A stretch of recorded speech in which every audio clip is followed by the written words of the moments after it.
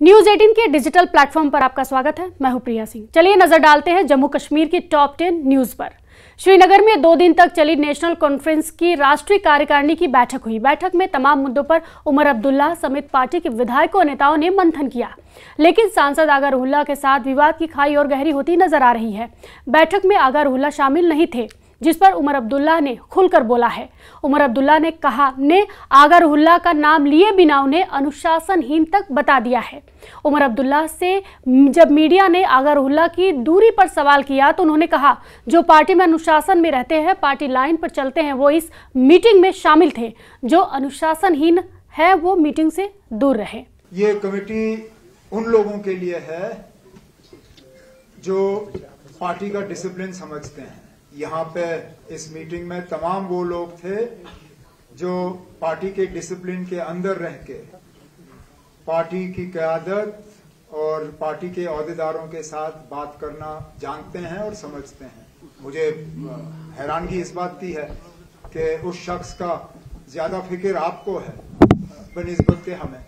वही एनसी की राष्ट्रीय कार्यकारिणी की मीटिंग में 7 प्रस्ताव पेश किए गए हैं। उमर अब्दुल्ला ने पार्टी विधायक और नेताओं के साथ हर मुद्दे पर बात की। पार्टी नेताओं ने जो सुझाव दिए थे उन पर भी इस मीटिंग में मंथन हुआ।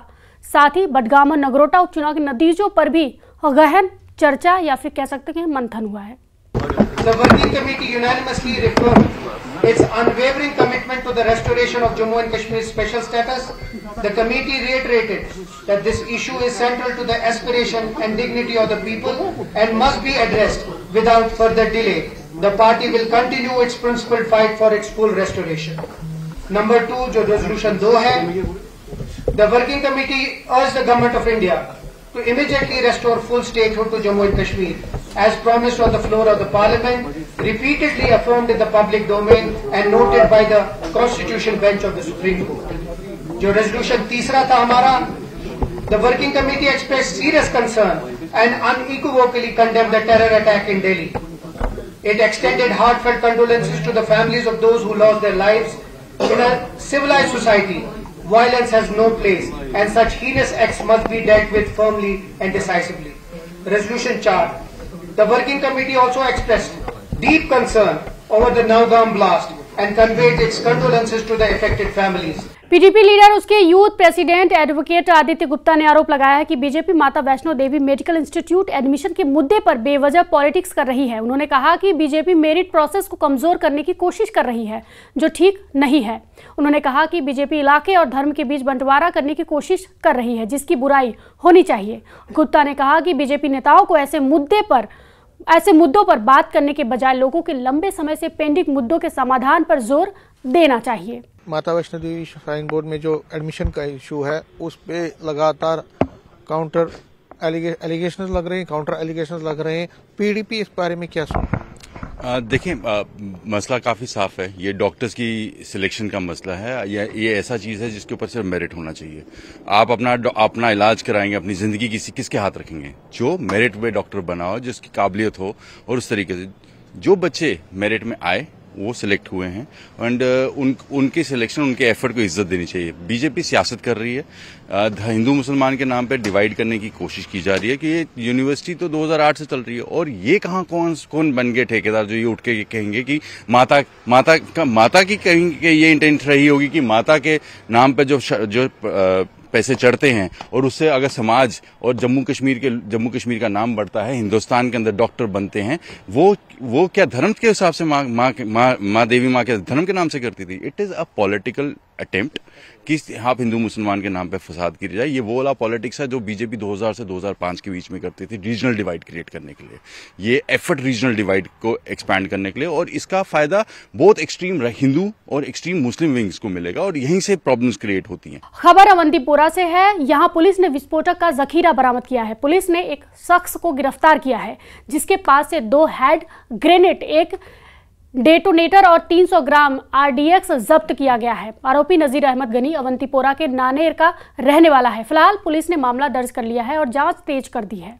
अब आपको बता दें कि श्रीनगर पुलिस ने सीआरपीएफ की 132 बटालियन और 213 बटालियन की महिला कंपनी के साथ मिलकर शुक्रवार को लालचौक क्षेत्र में संयुक्त घेराबंदी एवं तलाशी अभियान चलाया। और होटलों में अचानक सत्यापन जांच की। यह अभियान विशेष रूप से होटलों, गेस्ट हाउसों और अन्य ठहरने की जगहों पर केंद्रित रहा। यह कदम उन खुफिया इनपुट्स के आधार पर उठाया गया जिनमें राष्ट्र विरोधी तत्वों की ओर से ठहरने सुविधाओं का दुरुपयोग कर अवैध गतिविधियों को अंजाम देने की आशंका जताई गई थी। दिल्ली आतंकी हमलों के बाद लगातार इस वक्त Jammu Kashmir police, security forces और मुख्तलिफ एजेंसीज अलग अलग जगहों पे जा रहे हैं, जहां पे हमने हाल ही में देखा कि किस तरह से डॉक्टर्स के लॉकअप्स चेक किए गए थे। उसके बाद कई सारी जो फर्टिलाइजर शॉप है, यहाँ केमिकल्स की शॉप है, वहाँ पर चेकिंग हुई। जो सिम कार्ड्स बेचते हैं उनकी शॉप्स पे भी चेकिंग हुई। साथ ही साथ जो यहाँ सेकेंड हैंड कार डीलर्स है वहाँ पर भी चेकिंग हुई। और आज उसी कड़ी के चलते हुए इस वक्त आप देख पा रहे होंगे यहाँ लाल चौक में आज यहाँ सीआरपीएफ की एक बटालियन पहुंची, साथ ही साथ उनके महिला विंग भी थी। और जितने भी यहाँ होटल्स हैं लाल चौक पे वहाँ पर चेकिंग की गई और कौन कौन से गेस्ट इस वक्त वहाँ रुके हुए हैं उनका पूरा डिटेल लिया गया। साथ ही साथ होटल के ओनर्स की डिटेल ली गई। तो कुल मिला के अगर बात करें इस वक्त दिल्ली ब्लास्ट के बाद अभी इस वक्त सिक्योरिटी एजेंसीज का, जम्मू कश्मीर पुलिस का या बाकी जो एजेंसीज हैं उनका अभी इस वक्त चेकिंग चल रही है मुख्तलिफ जगहों पे। और देखा जा रहा है कहीं ना कहीं कि जो कड़ी थी जो हमने दिल्ली धमाकों में देखी, उस कड़ी के कुछ और पहलू अब आने वाले वक्त में खुलेंगे, जिसके चलते हुए कई सारे जो यहाँ होटल्स है लाल चौक में यहाँ पर आज चेकिंग की गई। हालांकि इस तरीके की कोई संदिग्ध जो चीज़ें होती है या इन्फॉर्मेशन होती है वो यहाँ से नहीं मिली, लेकिन जितने भी यहाँ गेस्ट थे उनका नाम लिया गया, बाज़ाबिता जो उनके साथ लोग आए हुए थे उनकी फैमिलीज आई हुई थी, उनकी डिटेल्स ली गई।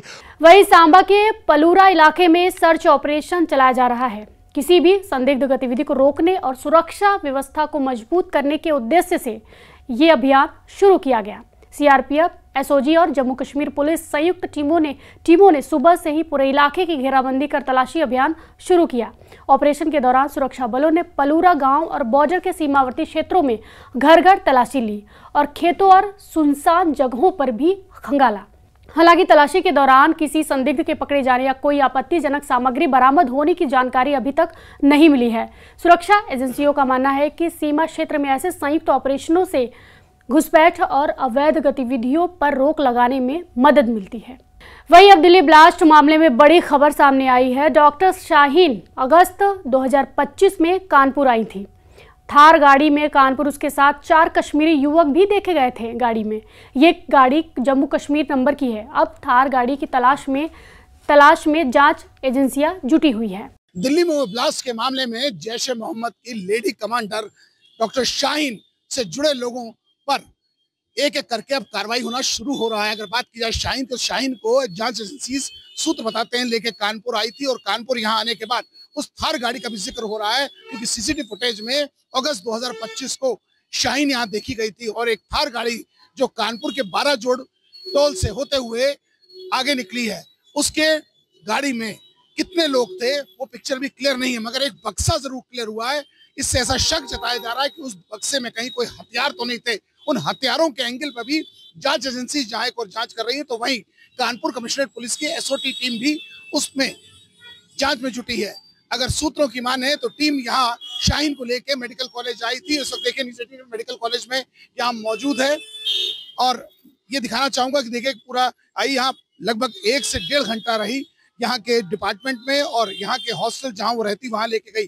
क्या किसी सामना हुआ, क्या पूछताछ हुई, ऐसी तमाम चीजें जिनसे पर्दा उठना बाकी है। मगर अगर सूत्रों की माने तो टीम उसे लेके यहाँ से गई है और थार गाड़ी में जिसमें जम्मू कश्मीर का नंबर लिखा था वो गाड़ी श्रीनगर के रहने वाले एक व्यक्ति की थी, मगर जो उसमें फास्टैग लगा था वो किसी और नाम से था। ये भी एक जांच का विषय है। वही जम्मू की एडीसी अनुसुआ जमवाल ने कहा कि राष्ट्र विरोधी तत्व हमारे मासूम युवाओं के दिमाग को ऑनलाइन रेडिकलाइज करके गुमराह करने की कोशिश कर रहे हैं। ऐसे में सुरक्षा एजेंसियां सभी सोशल प्लेटफॉर्म्स पर कड़ी नजर रख रही है। इस वक्त इंटरनेशनल ताकतों की ये कोशिश है कि जम्मू कश्मीर के जो युवा हैं उनको सोशल मीडिया के माध्यम से रेडिकलाइज किया जाए और इस तरह से कई जो है सामने मिसालें भी सामने आई हैं। हालांकि उसको जो है काउंटर किया गया है और समय रहते ही कार्रवाई भी हुई है, कुछ लोग जो है अरेस्ट भी हुए हैं। लेकिन ये जो समस्या है बहुत बड़ी है। एडीसी लॉ एंड ऑर्डर में सब मौजूद हैं अनुसुआ जमवाल मैम, जो रेडिकलाइज करने की कोशिश है सोशल मीडिया के माध्यम से, कितना बड़ा थ्रेट है आज? ऐसा है कि सोशल मीडिया है जो it's a very powerful tool. हर किसी के पास मोबाइल है, कोई भी कहीं पोस्ट कर सकता है। इसके लिए हमें थोड़ा सा अवेयर रहना पड़ेगा।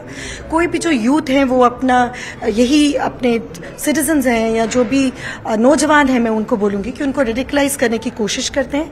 अपने कुछ इस तरीके से वीडियो अपलोड कर देते हैं, कभी एक कम्युनिटी कभी एक रिलीजन के बारे में। इसके लिए हमें सतर्क रहना पड़ेगा। हर कुछ चीज़ जो सोशल मीडिया पर पोस्ट होती है हम उसको आंख बंद कर कर ना अपना लें ना मान लें। हमें ऐसा नहीं करना चाहिए। साथ में किसी एक कम्युनिटी या समुदाय का जब को पोस्ट है, हमें उल्टा और सोच विचार कर कर वैसी पोस्ट आगे फॉरवर्ड सर्कुलेट नहीं करनी चाहिए। ये सोचना चाहिए कि एक आग है जो फैल जाएगी तो उसको रोकना बहुत मुश्किल होगा। मैम, जम्मू में क्योंकि यहाँ पे एजुकेशन हब भी है, सभी जिलों से जो है यहाँ पे यूथ जो पहुँचते हैं, चाहे कॉम्पिटिटिव एग्जाम की तैयारी करने में लगे हुए हैं, चाहे किसी और, लेकिन वो जो यूथ है बहुत वल्नरेबल हो गया है रेडिकलाइज होने से। उसको किस तरह से काउंटर किया जाए? रेडिकलाइजेशन को तो सबसे पहले मुझे लगता है कि एक अपना सोसाइटल सबको मॉरल थिंकिंग, एथिकल थिंकिंग बढ़ाना पड़ेगा। हमारी कहीं ना कहीं हमारी जो हम सेकुलरिज्म की बात करते हैं, अपनी मोरालिटी की बात करते हैं, एथिक्स है, जो अपनी फैमिली वैल्यूज हैं, वो कहीं ना कहीं कम हो गई हैं। एक दूसरे की तरफ पेशेंस, टॉलरेंस खत्म हो गया है।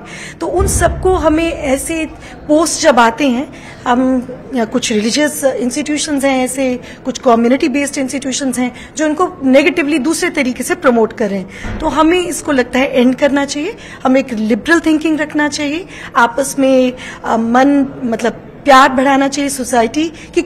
पीसफुल को एग्जिस्टेंस एक बहुत नेसेसरी और एसेंशियल है अगर हम ट्रू स्पिरिट ऑफ डेमोक्रेसी की बात भी करें। शोपियां में बीजेपी ने क्लॉक टावर के सामने एनसी के खिलाफ जोरदार प्रदर्शन किया, जिसमें पार्टी कार्यकर्ताओं ने सीएम उमर अब्दुल्ला का पुतला फूंका।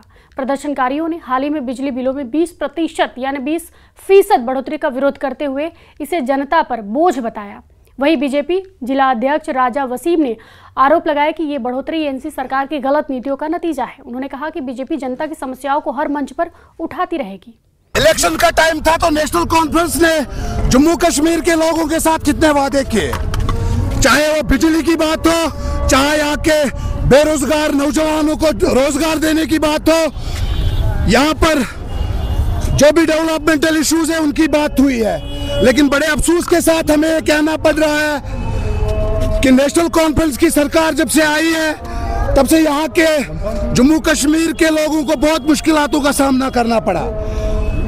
अभी हाल ही में उमर साहब की सरकार 20% हाइक कर रही है पावर डिपार्टमेंट की बिल्स में। जो उमर साहब इलेक्शन से पहले कहते थे कि मैं मीटर्स को दरिया में डाल के उनको दफन कर दूंगा, लेकिन आज वही उमर साहब हमें कह रहे हैं कि आप प्रीपेड मीटर यूज करिए, क्योंकि उनकी आटी प्रीपेड मीटर यूज करती है। यहाँ के नौजवानों के साथ वादा किया गया था कि आप लोगों को रोजगार मिलेगा, लेकिन बड़ी बदकिस्मती से हम ये कह रहे हैं कि अभी तक एक भी नौजवान को, खाली नासिर असलम वानी साहब को छोड़ के किसी को रोजगार नहीं मिला। गैर कानूनी नशीली दवाओं के कारोबार पर शिकंजा कसते हुए श्रीनगर पुलिस ने एक बड़ी कार्रवाई में लगभग 75 लाख मूल्य की 4 मरला जमीन और 2 मंजिला रिहायशी मकान को जब्त किया है। जांच के दौरान ये पता चला कि यह प्रॉपर्टी ड्रग ट्रैफिकिंग से हुई कमाई से खरीदी गई थी। इसलिए सक्षम अधिकारी ने एनडीपीएस एक्ट के सेक्शन 68 यानी 68F के तहत अटैचमेंट के आदेश जारी किए। ये संपत्ति बादामवारी के उस्मानिया कॉलोनी में रहने वाले मोहम्मद शेख के बेटे अरशीद अहमद शेख के नाम पर है। इस टॉप न्यूज़ पर आपकी क्या प्रतिक्रिया है, हमें कमेंट बॉक्स में जरूर बताएं। फॉलो कीजिए न्यूज़ 18।